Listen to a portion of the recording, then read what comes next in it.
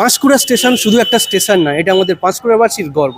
অমৃত ভারত প্রকল্পে নতুন রূপে সাজানো হয়েছে আমাদের পাঁশকুড়া স্টেশন। কিন্তু দুঃখের বিষয়, কিছু মানুষের অসচেতনতার জন্য আবার নোংরা হয়ে যাচ্ছে আমাদের এই সুন্দর স্টেশন। যেখানে সেখানে পানের ফিক, গুটকার দাগ। যেখানে অনেকেই শুধু সমালোচনা করে ফেসবুকে কমেন্ট করতে পারেন, সেখানে পাঁশকুড়ার দুই শিক্ষক অলোক মাইতি ও ভাস্কর ব্রতপতি নিজের হাতেই পরিষ্কার করছেন স্টেশন। সপ্তাহের পর সপ্তাহ নিজেদের শ্রম আর দায়িত্ববোধ দিয়ে তারা মানুষকে সচেতন করার চেষ্টা করেছেন। একবার শুধু ভাবুন তো, স্টেশনটা কি শুধু রেলের, না আমাদেরও?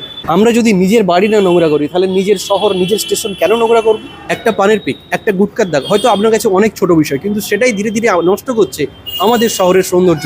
আসুন আজ থেকেই বদলাই নিজেকে, স্টেশন পরিষ্কার রাখি, ডাস্টবিন ব্যবহার করি, যত্রতত্র পান গুটকা না ফেলি, এবং অন্য কেউ যদি ফেলে তাদেরকে যেন অবশ্যই আমরা আটকাই।